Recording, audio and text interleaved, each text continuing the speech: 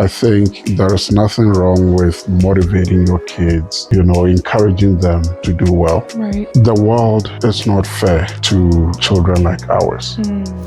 Being as trauma is passed down through behaviors, beliefs, and silence, that silent legacy is the inheritance of trauma without our own explicit knowledge of that. And I even remember this hunting trip I went on with a friend. Mm-hmm. Prior to him going, he had shot this fox. Hello, everyone. Welcome back to our channel. This is Beyond the Noise with Charles and Shanice. We're on air. You're tuned in. And as we always say, please grab something cozy to drink. Situate yourself somewhere nice and cozy. And let's get into it. Yes. Today, we are very excited to be talking to you about intergenerational trauma. Yes. So things that has happened to us as a result of, life phases that our parents went through, Mm-hmm. grandparents, our ancestors, Right. and that's what brought us here today. Right.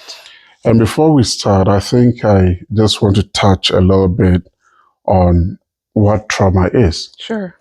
And as I understand trauma to be, it is something that happened to you, Right.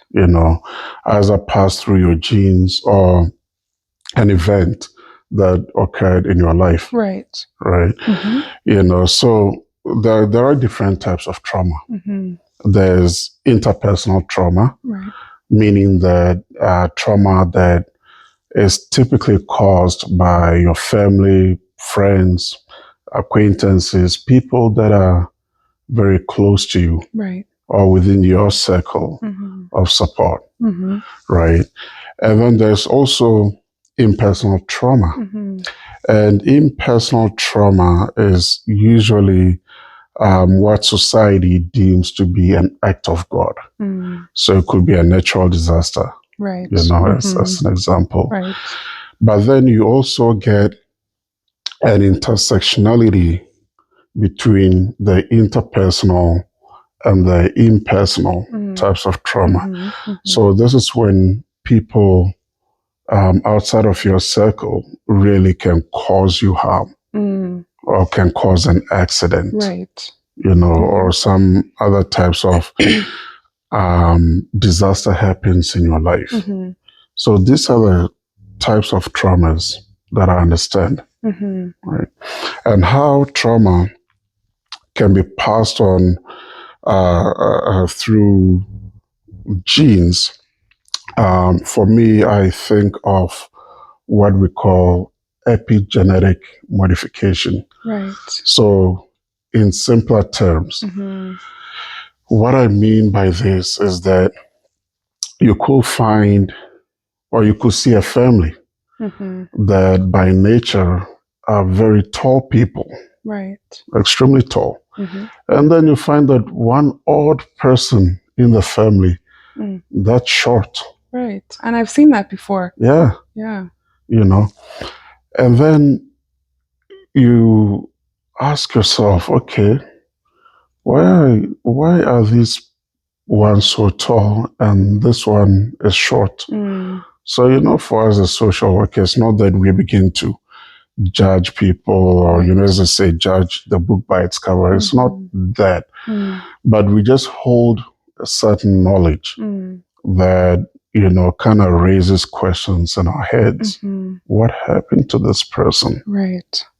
And, that kind of explains the science a little bit in the psychology behind intergenerational trauma, right? Yeah. And when I think of intergenerational trauma, there are so many examples we can think of. There is, yeah. So, for an example, speaking from my Indigenous roots, the residential school survivors and those affected by slavery for your African heritage have been found to carry measurable biological markers of their ancestors' trauma within them, and they might not even know it. Yes. I think of the apartheid era as an example in South Africa, right? what our parents went through, what our grandparents went through. Right. A time, a period where mostly Black South Africans, were criminalized, were brutally murdered, because of the color of their skin. Right. Right. I listen to Trevor Noah quite a bit, and he talks about how he was born a crime, where you have, he has a white father. And he's the comedian, right? He's a comedian, yeah. Okay, He's a Black South African. Well, his mother is Black, so he's mixed. Right, okay. He's biracial, right?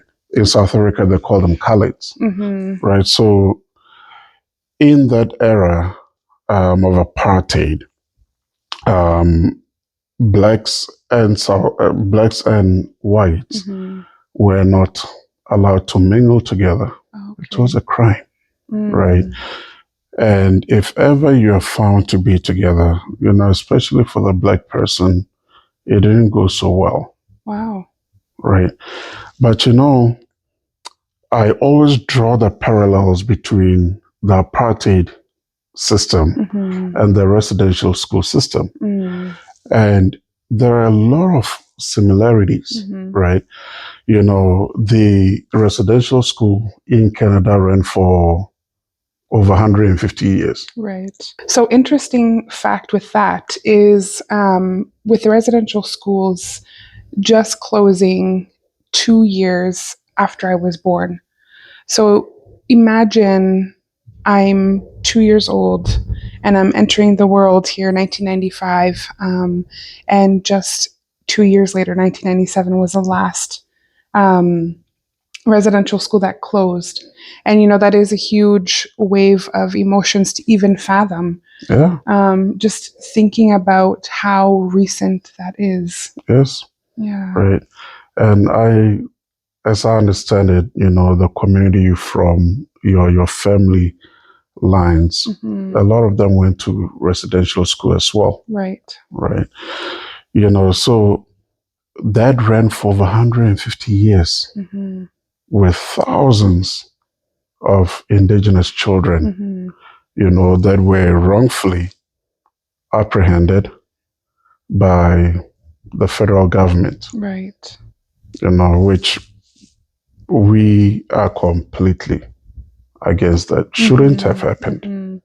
I agree. Right. And even understanding my own family's history with residential school, I have done my own, digging and research and trying to understand. It's a very sensitive subject It for is. a lot of families and individuals. It's still very real and it's still very raw. As I said, having the last residential school closed just in 1997. For some closure and part of my healing process, I really wanted to understand who in my family went to residential school and kind of where within my family line that was. And I will be very honest, I struggled to find that information. And I did understand that one of my dear aunties have gone to residential school. And just understanding that and how the household may have been back then around that time really does explain a lot about intergenerational trauma and how it's passed down even like when you don't even think you would know it's being passed down within our own genes, within our own biology, within our own systems. It's hard to wrap your head around. It is. It is hard to wrap your mind around it. Think of this.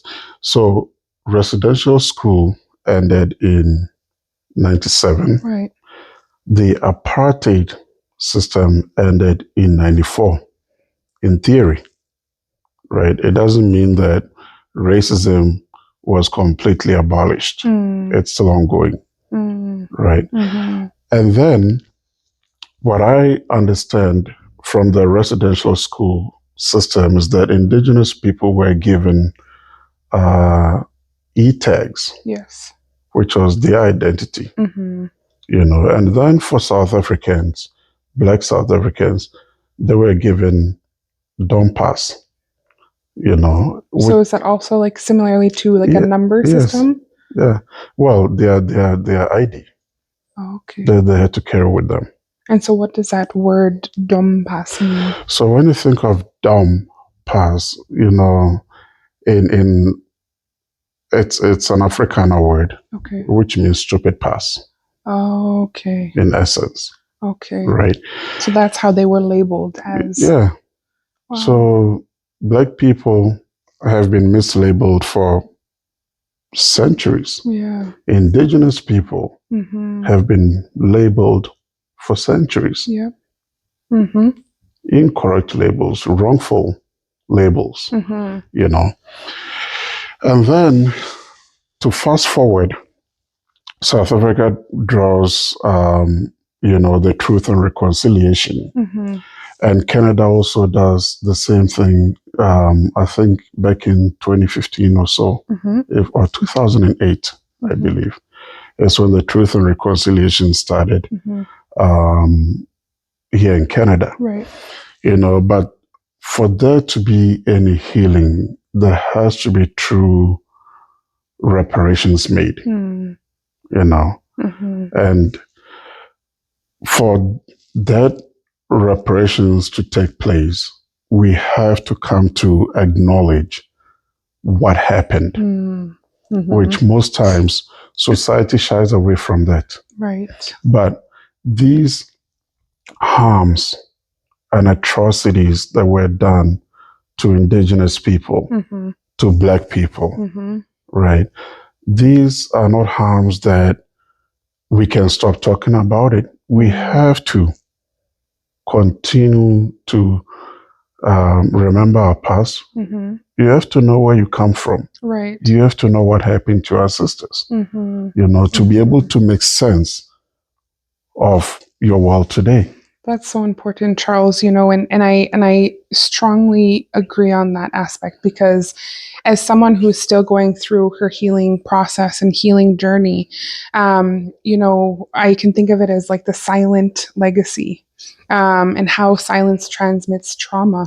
Yes. Being as trauma is passed down through behaviors, beliefs, and silence, that silent legacy is is the inheritance of trauma, without our own explicit knowledge of that. So it is very important to speak up about it, to find those safe spaces where you can, express yourself and begin to start your healing journey and share your story. It's not going to be easy, and there's going to be many, many challenges you face. Like personally, for myself, my family just never talks about anything, and I mean anything, Charles. Um, with my time in school, I remember really understanding trauma at its fullest. And is all of its everything, like a sore thumb. I seen it all, and I recognized. I think this is, schooling is part of my healing journey, and that's what I took it as. I learned a lot professionally, but I took that as I need to start healing in order to help others. Because if I'm not healed myself, I cannot help others in this field or even in my own personal life. Yes. Right? So I find that silence does create a lot of confusion and misunderstanding and conflict, even within my own family when I started to kind of touch on sensitive subjects for, let's say, some assignments or even my own healing, or all interchangeably. I did hurt a lot of feelings, and I did rub people the wrong way. They stopped talking to me for a while. They looked at me like I am this too good of a person because I'm trying to further my education, and I'm just digging into the very wrong spots. And there's nothing wrong with improving yourself, Right. furthering your education, Mm-hmm. making the best out of the world you live in. Mm-hmm. You totally deserve that, Right. right?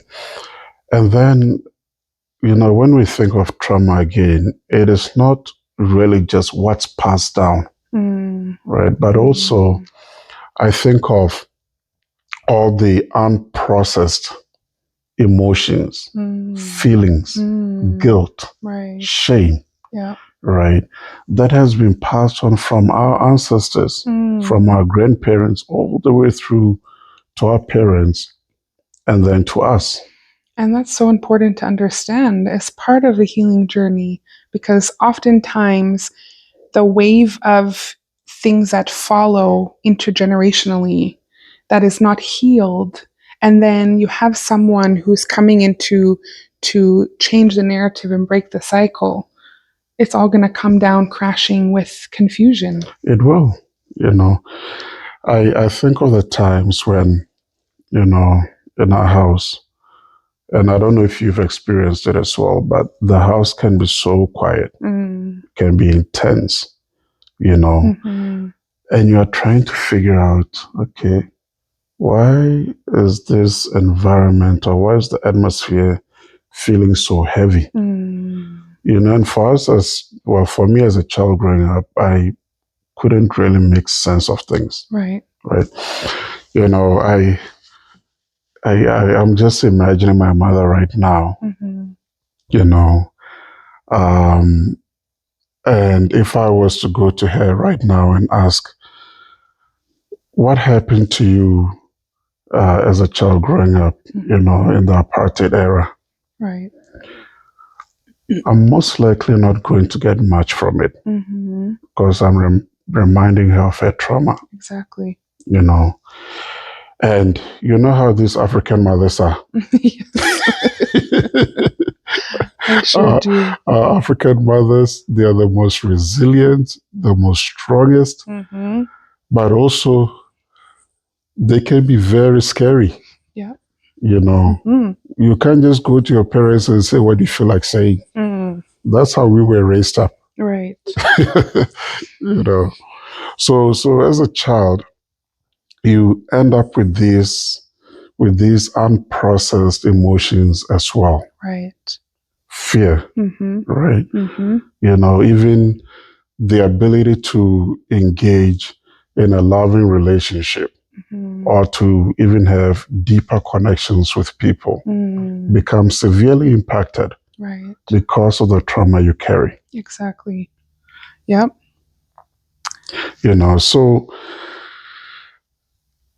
making sense of our world today Mm-hmm. really focuses a lot on what our parents, went through. And I wish sometimes, they could take the time to help us make sense of what happened to them. Mm-hmm. There's no shame in talking about, you know, what they experienced, Right. right? But, Mm-hmm. for some, they may view that as a very hard topic to talk about, Yeah. right? Because it just surfaces so much emotions It does. for them.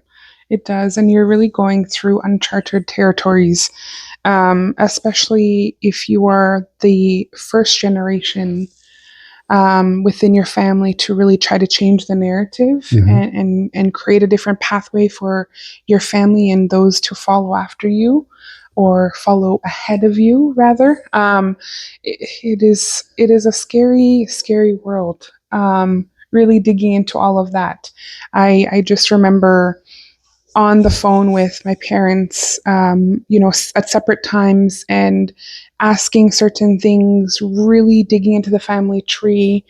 And the things I found out was not easily to digest. Excuse me. Um, but I remember a lot of silence on the phone. I would start the conversation and, hi, how's it going? How are you? School has been good. Kids are good. Charles is good. Trying to bring that slow introduction, being very trauma informed, aware.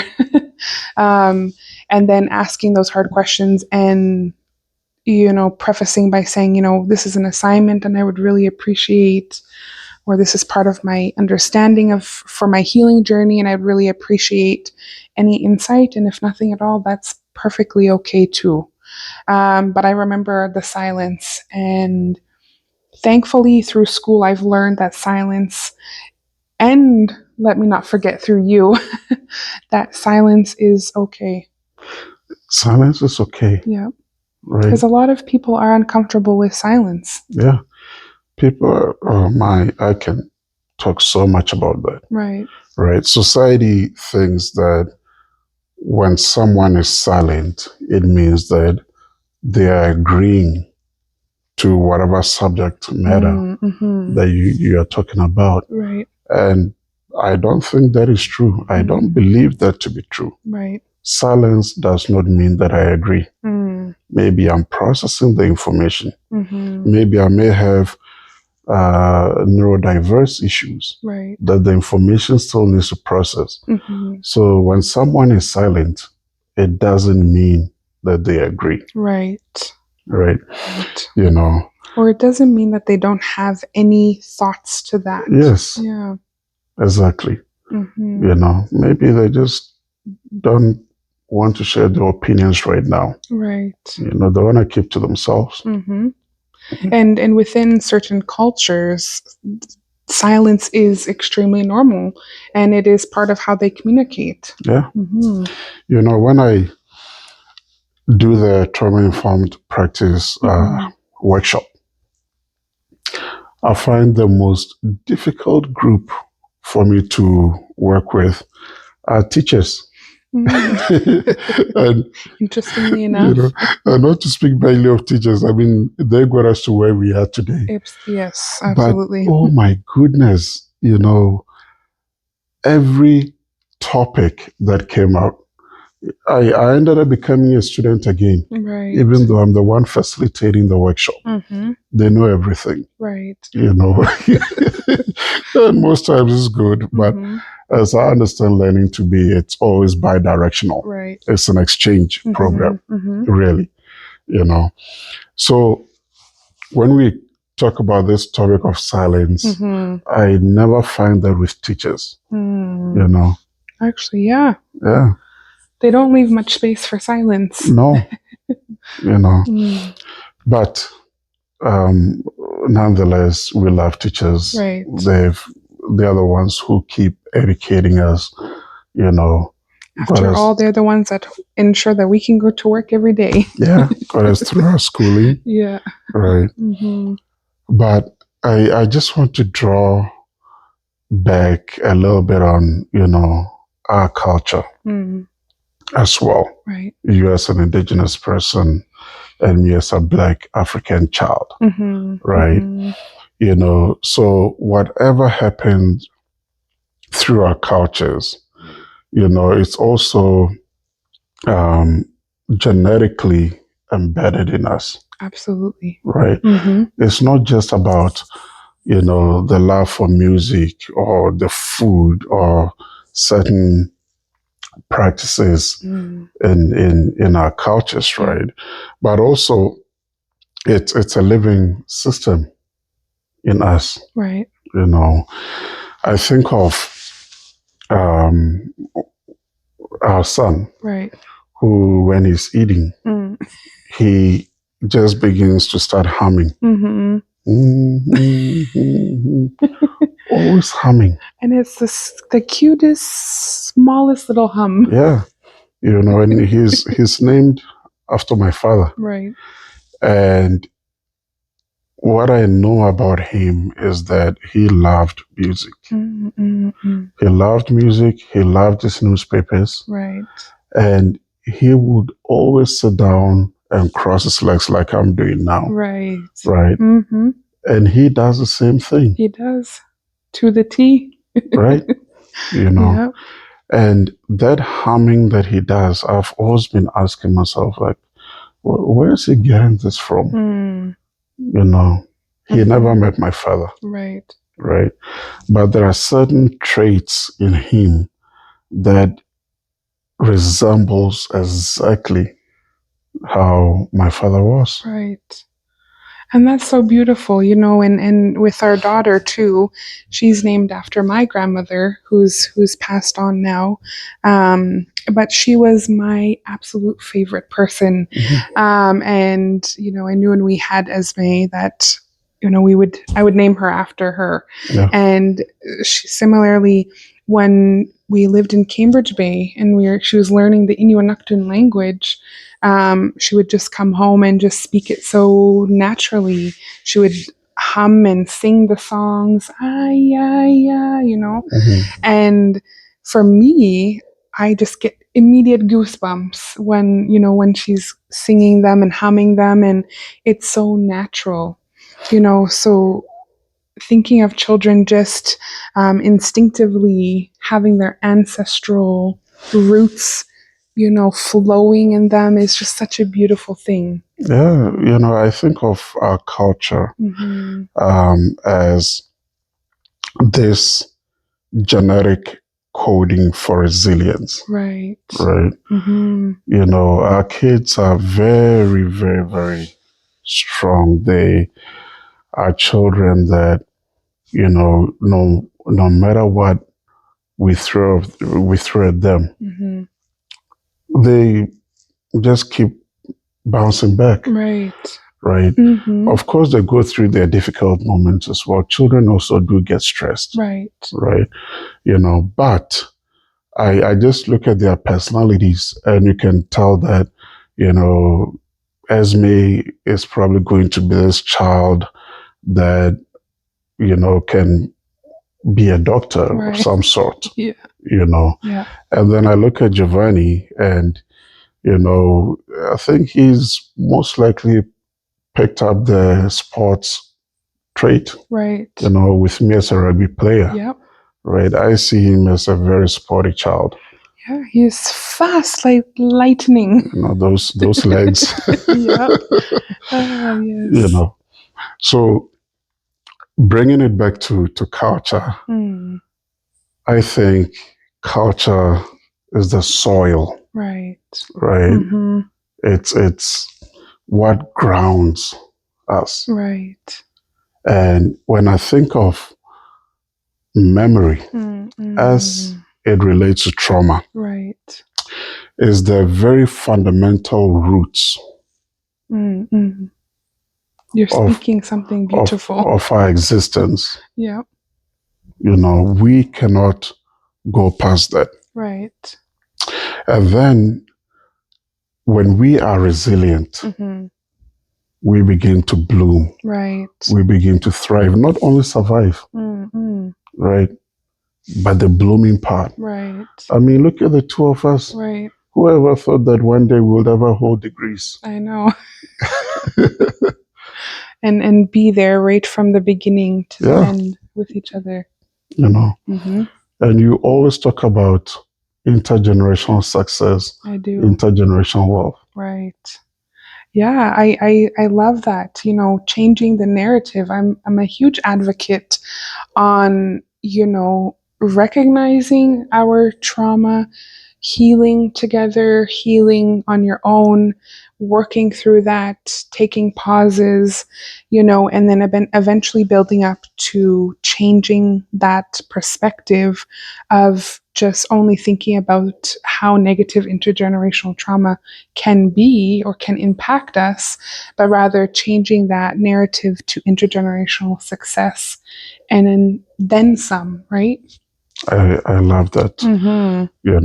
and we are in the rightful positions to create this intergenerational wealth. And when I say wealth, it's Mm-hmm. not just money, Right. right? I'm talking about knowledge. Mm. I'm talking about the wise practices Mm-hmm. that we can pass on to our children, Right. Right. so that they too can be intergenerationally successful, Right. right? Mm-hmm. We don't want to see our children growing up like the way we did. Right. And I assume that's the same case for every parent. Right. You want the best for your child or Absolutely. your children. Mm-hmm. You want them to go beyond what you've achieved. Right. And, sometimes we can put a little bit of pressure on our kids, Yeah. Mm-hmm. Is it always the best thing to do? Absolutely no. Mm. But I think there is nothing wrong with motivating your kids, Mm-hmm. Encouraging them to do well, Right. And the world is not fair to children like ours. Mm-hmm. I mean, I agree. right? Mm-hmm. They are black children, right, so to speak, mm-hmm. right? Esme carrying an indigenous blood in her as well, right, and Giovanni being black, right? The world is not ever going to be fair to them. right, So it is our responsibility to make sure that, we can guide them properly so they can follow a path that one day they'll be able to do well. right, We have the due diligence to make sure that our children are going to be successful. Right, we do. Right? It is our due diligence to make sure that that resiliency in them is continually reminded, is continually talked about, right, that our children are powerful. They are not less than. right. Our children, their path or their future is not determined by what society views them to be, right, or the traumatic experiences that we've gone through, right, that has been passed down through us. right. Our children are more than that. Absolutely. Yeah, and another important aspect of that is, that display of how we present ourselves and how we collaborate together as parents, and thinking on how both our children do struggle with reading in some sort of aspect. And maybe similarly to others that are watching or tuning in. And, we struggled with it for a little bit, especially with Esme, and just understanding, okay, you are going to school, but reading is not something that you've picked up on confidently, right? And so how do we as parents and as the profession we're in, as social workers, navigate through this? And we thought to ourselves, okay, we need to obviously practice a bit more, but most importantly is building that confidence, right? Not tearing them down and making them feel like they're incapable of achieving certain things, such as reading. And now where we sit, she is confidently reading, although struggling a little bit. But what is also important to remember is our children, where they come from, and the different languages that are spoken in the household, and English being predominantly the main language spoken wherever they go. Confidence and in showing them, but not tearing them down and being like, oh my God, why don't you read? Why can't you read? But rather recognizing the different environmental factors, because there are probably most times 2 languages spoken in our house, sometimes even more if we're with our family and our friends. And so they're picking all of that up, they're hearing it. And, interestingly enough, children will absorb that, and they will struggle to process English, especially if it's something they hear every day, right? Yes, right. And I just want to touch back on confidence. So vital to their well-being. Right. If we can help build confidence in our children, their self-worth improves. Right. Right. Their sense of belonging, is much cemented in their culture where we come from. Right. right? If we can build the confidence in our children, they can face anything. Right. And not building the confidence in a way that they are ignorant to certain things, but Yes, like it's a humbly, you know, confidence that we're trying to instill, and we encourage that interaction. Because there are a lot of children out there that do have the confidence, but it's portrayed in a way that, can be viewed as negative or kind of egotistical, if you will. yeah, But it's important to, have that not silent confidence, but like the humble confidence. yes, Hmm. right. And I believe that will take them far Right, in life. But coming back to the fundamentals of what trauma is, right. you know, we know there's a physical aspects to it, Yep. right? Hmm. And when I think of the physical aspects, I mean, we're talking about heart palpitations, Mm, headaches, gastrointestinal problems, right? right. These are some of the physical symptoms Hmm. of trauma Right. that, you can see, Hmm. right? And for women, Hmm. you can even begin to see some gynecological issues there Right. as a result of trauma, Right. you know. Hmm. Hmm. But I also want to think of, the emotions, Mm. right, Hmm. that comes with trauma, Hmm. right? The fear, Right. the guilt Hmm. that comes with trauma, Right. right? That body constantly being in a state of fight, flight, freeze, or fawn, Mm-hmm. in situations even years later after it's happened, or you've experienced that traumatic event, or you know experience our bodies can have the slightest inkling that something is not right, or a smell may remind us of something, um, the touch or feel of something, or Mm-hmm. just the environment in which we're in.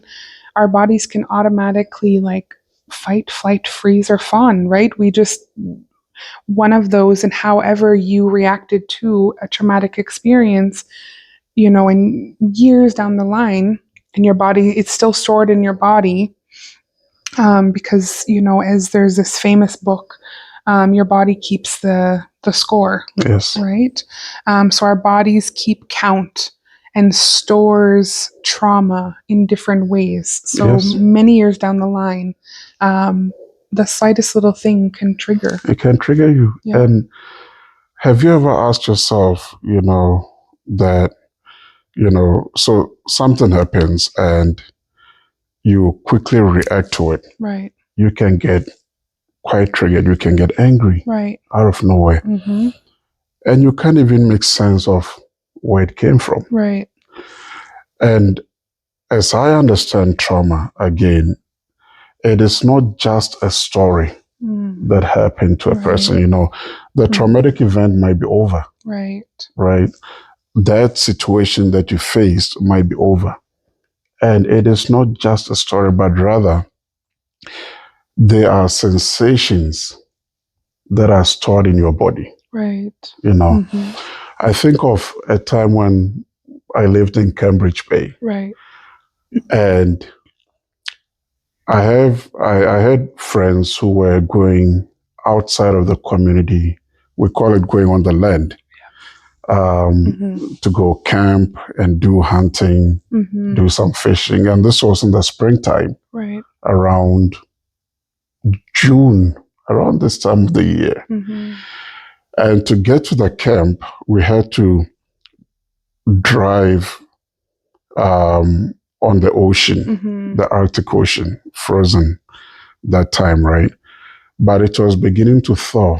It was beginning to melt. Mm-hmm. So when you look at the ocean, although there's ice and it's thick enough, Mm-hmm. but you can also see a lot of water on it. Right. And I had to drive on it with an ATV, Mm-hmm. you know, to get to that side, and it was about an hour long. Right.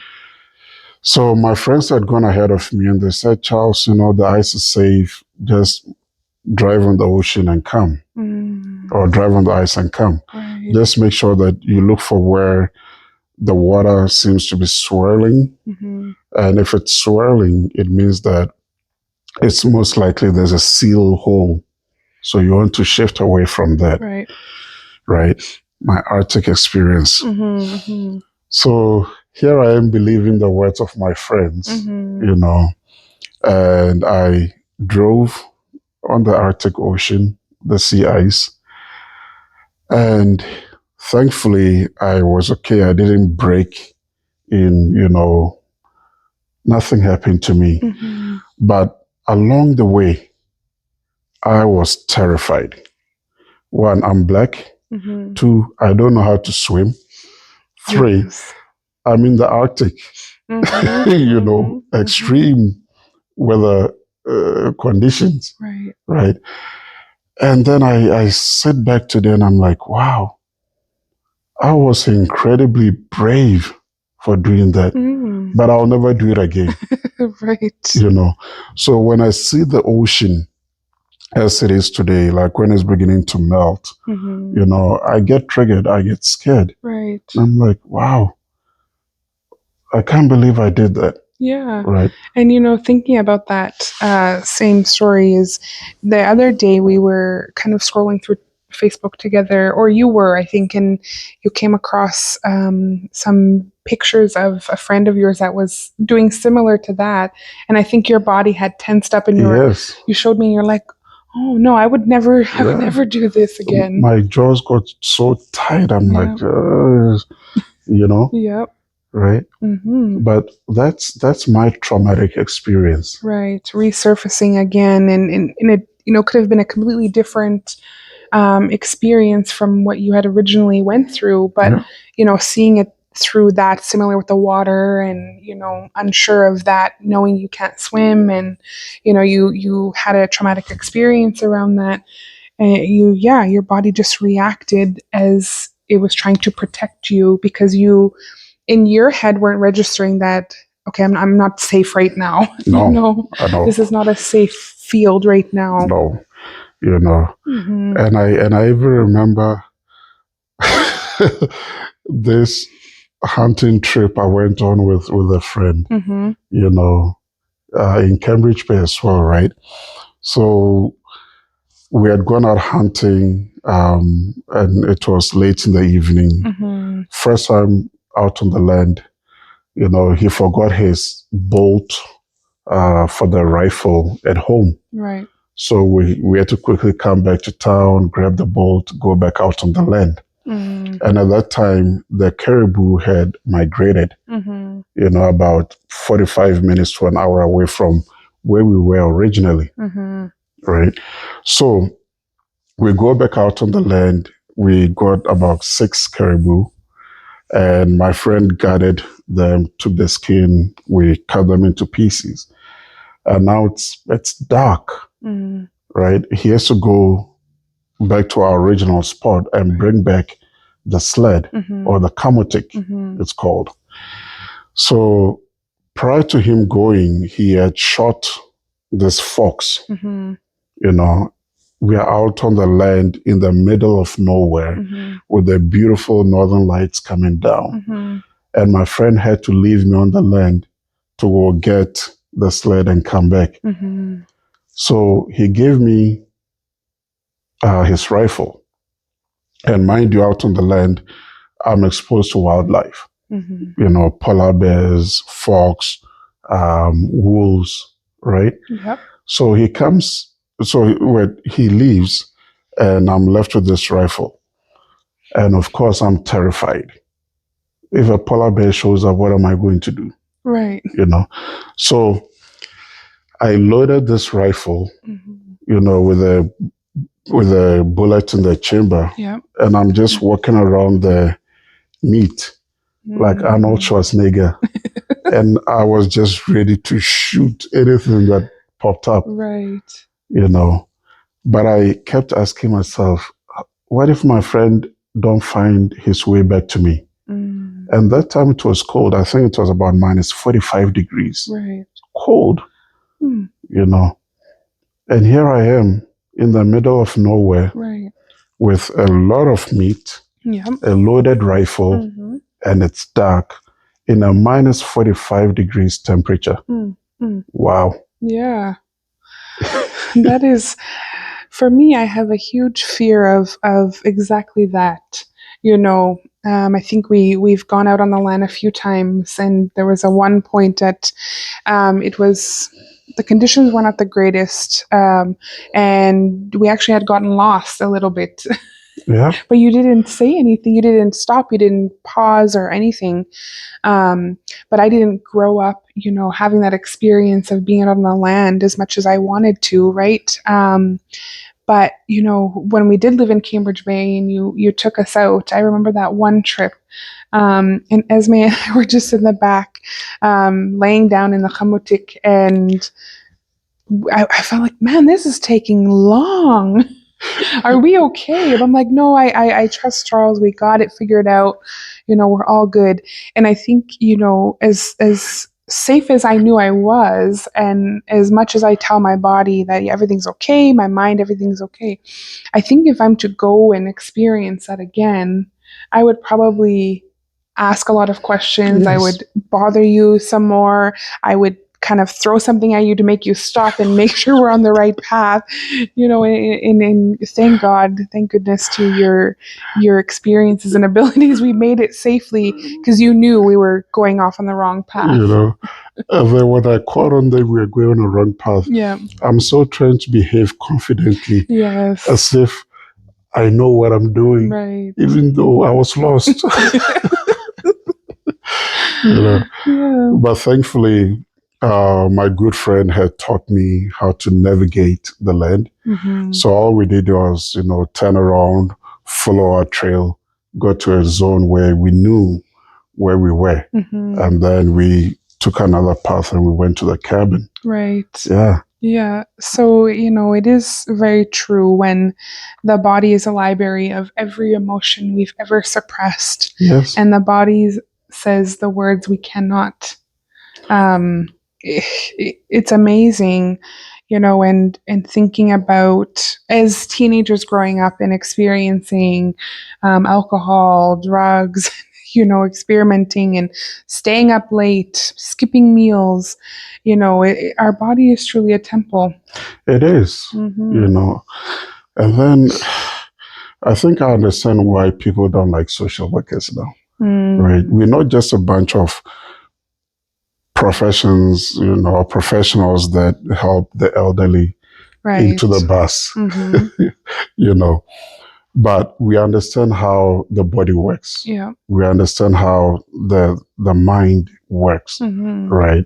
So with our bodies being the collective grounds of all our past memories, right? When we look at someone's body, and again, it's not to judge the book by its cover, but we can almost get an idea or some ideas, with regards to what happened to this person. Right. Right. We just become curious. What's going on for this person? Right? So when we look at someone with, just looking at their shoulders or how their necks are, right? You can almost tell that, I wonder what happened. Right. Right? The tense, Yeah, even how they display themselves and how they speak and how they interact. Yeah. For me, I'm more so in tune with others' emotions and how they're portraying themselves. So that is my tell all most times. When someone is presenting or they're speaking or and it's a gift that I do have along with my schooling, is just being able to connect emotionally with other people. And yeah, it's very interesting what our body keeps count of. Exactly that. And I really love what you and I we are trying to achieve, Right. where we keep saying to ourselves, we are going to be breaking the cycle. Right. Hmm. Yeah, and with that, I love the platform we've created here, and hopefully the community that is to come with that, because breaking the cycle is not easy. There's many things that come with that, and just being one of the first in my family, um, alongside my amazing brother Steve, who's helped me immensely in so many ways I can't even express.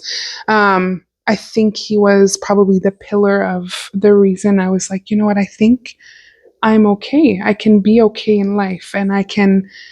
He's essentially my second dad, and recognizing how he lived his life, and he's much older than I am by many many years, but you'll never be able to tell. I think he would be the first kind of in his side because we share a same father, different mom, and so I think he himself also recognized the patterns of what he does not want when he's older, and really found within me my ability to also do the same, right? Not sharing the same mom didn't mean anything to him, you know.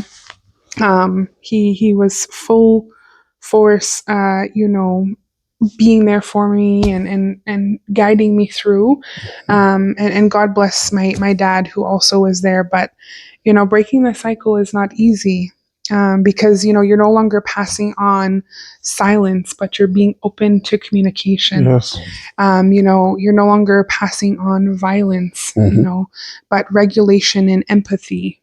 You're no longer passing on shame, because that's a Yes. huge part of intergenerational trauma is the shame, but rather being accepting and validating of, what, it is okay.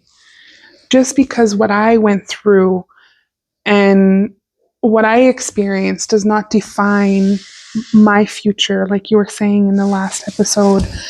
We shouldn't be defining ourselves based off of what we've gone through, or you know because it is tough to talk about, and holding ourselves accountable to, what, that is within my family, but it is okay, and I am allowed to move forward from that, right? And we're no longer passing on abandonment of our own success, of our own happiness, True. but rather being present and safe, and realizing that, all of this is emotionally equivalent of replanting a new family tree. I And like that. right, and I often think when I'm parked somewhere, or I'm waiting for something on the side, I'm parked in my vehicle and I see a tree, when you look at the strong stem and where it's rooted in,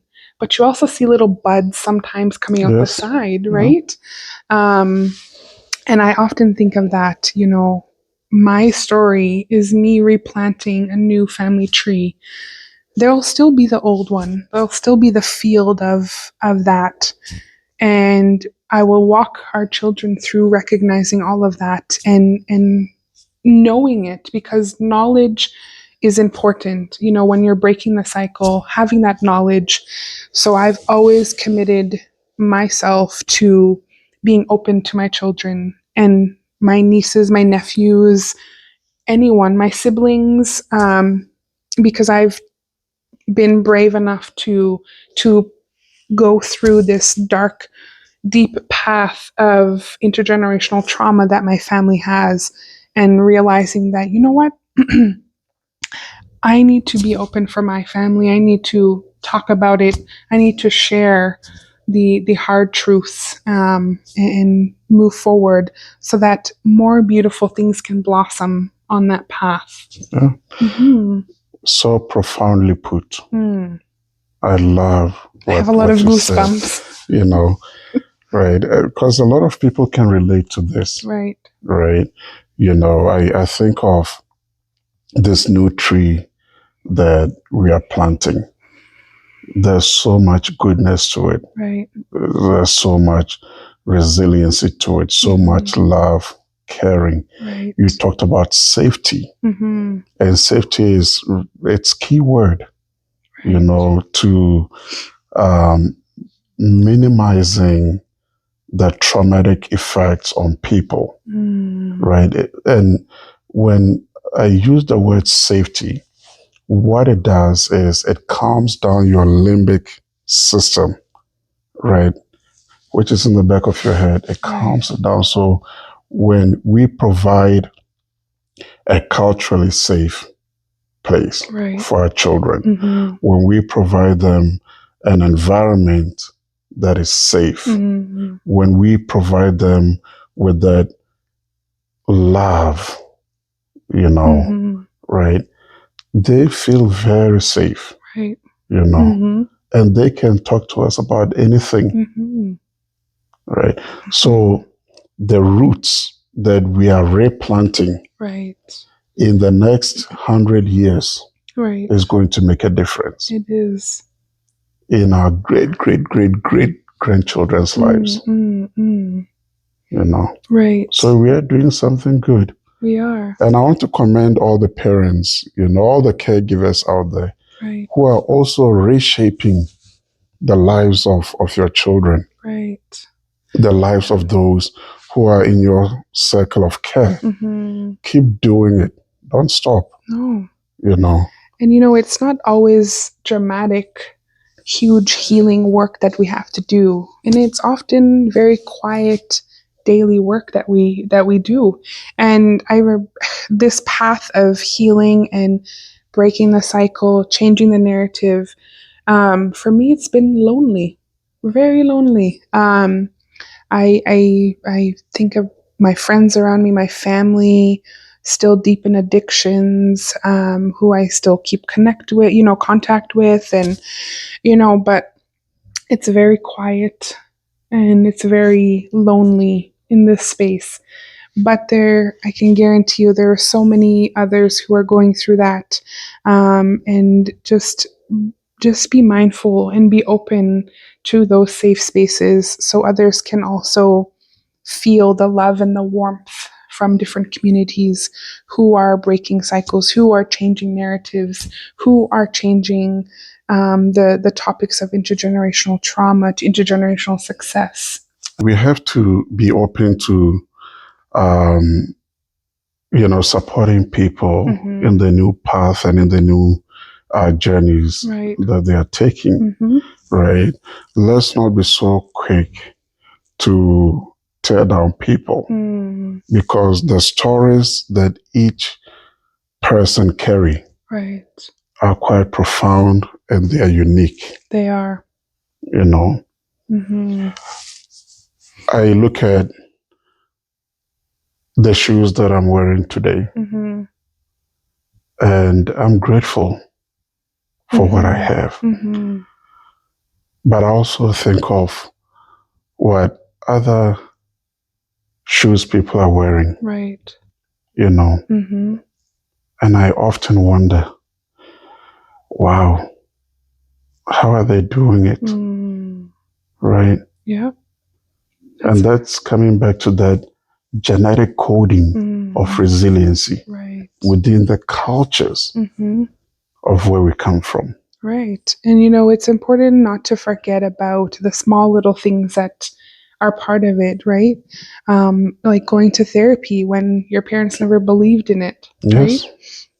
Something simple as saying no for the first time without feeling guilty. So important. It is.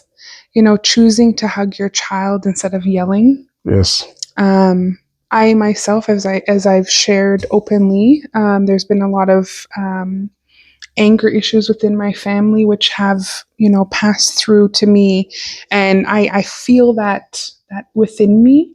But having the knowledge I have, and on my healing journey, I've been able to manage those emotions and stop them, recognize, and go. You know what? Life is too beautiful. Life is too short. Life is my child is only this young once. And I know where that anger comes from. I know where that stems from. And I do not want it to further, rather creating a calm aura around me. And that's so important. Our children are only young once, and although having the correct discipline and correcting them when they need that, also appreciating them and what they bring and Yes. all of their beauty and their innocence, right? Yeah.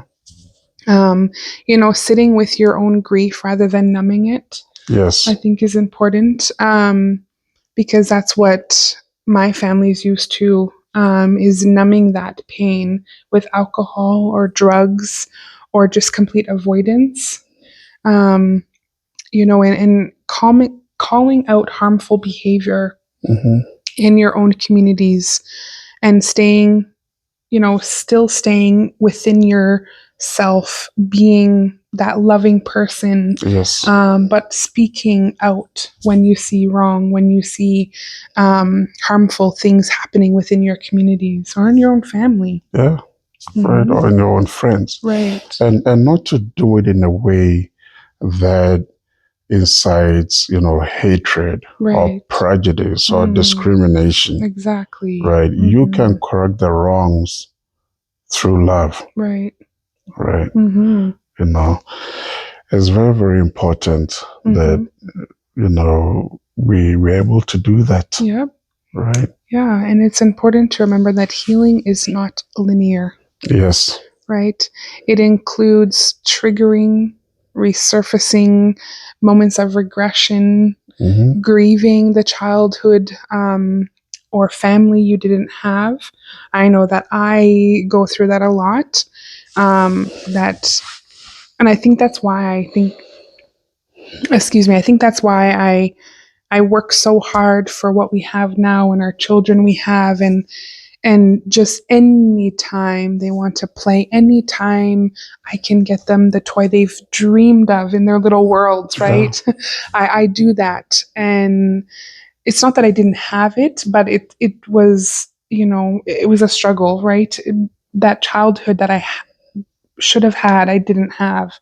So I think, in other people's eyes, I probably go above and beyond for my kids. And there's nothing wrong with that, right? There's um, absolutely nothing wrong with providing your family or your children all the things you wish you had but didn't.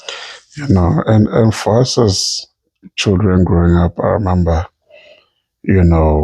we had times to play. My siblings and I, we didn't know much about playing with toys, Mm. right? It's something new for me today, right? Even as an adult, Right. very, very, very new. When I think of um, when I think of my childhood years, a lot of it was mostly focused on education, education, education.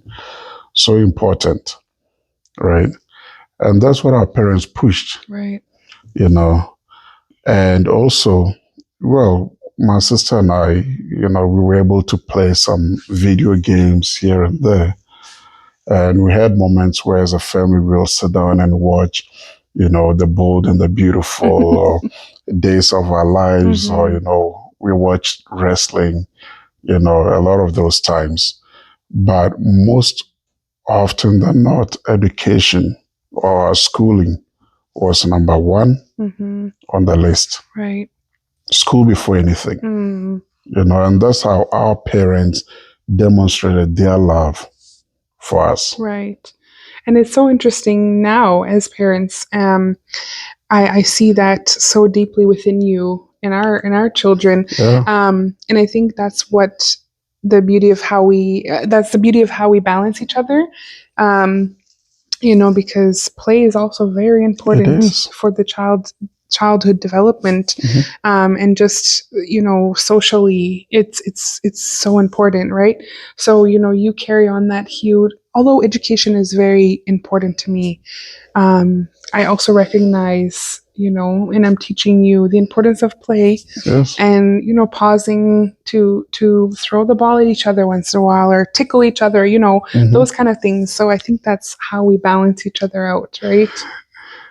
So in essence, all of what we are trying to do in growing this new tree, Right. this new family tree, Mm, is us choosing to create peace right. where there was chaos. Right. We are changing the narratives, Mm-hmm. And creating this calm environment, Right. right? Creating this atmosphere for our children and even for ourselves as well. Mm-hmm. Constant war, shouldn't be something that prevails in our lives. Right. Mm-hmm. Yeah, we'll have our feuds here and there, which is normal, Right. Right? But at the end of the day, we both understand that we have to create this calmness, for our sake, for our children's sake, right. And then being able to make important choices, life affirming decisions, Right. That has long term, positive implications in the lives of our children. Absolutely. That's all we're aiming for. Right. Oh, that's beautiful. I think I've truly enjoyed this topic and in discussion with you. This is what many our conversations look like outside of this, like what they call pillow talk. Yes. But as as time always is present, we want to be mindful that this was very deep and insightful. I had a lot of fun with this specific topic, similar to children and youth, intergenerational trauma changing to intergenerational success and wealth is something that I hold very dear to me. And I hope that all of you were able to grasp something from this. And as always, we are open to feedback. We welcome it. And we just truly hope you enjoyed this with us as well. Yes, I had fun sharing our knowledge, with people. And really being able to talk through this sensitive subject gracefully. Right. Not that it was easy. It was hard. Right. But nonetheless, we worked through it. Yes. We did absolutely. well. And I hope that our viewers hopefully got some meaningful insights from this podcast, and that you'll be able to use some of the positive things that we talked about. Absolutely. So as we try to keep remembering every episode, and we're still learning, please don't forget to subscribe to our channel, share it with a friend, a family member, a co-worker. But thank you once again, and we'll see you next episode. This is Beyond the Noise with Charles and Shanice.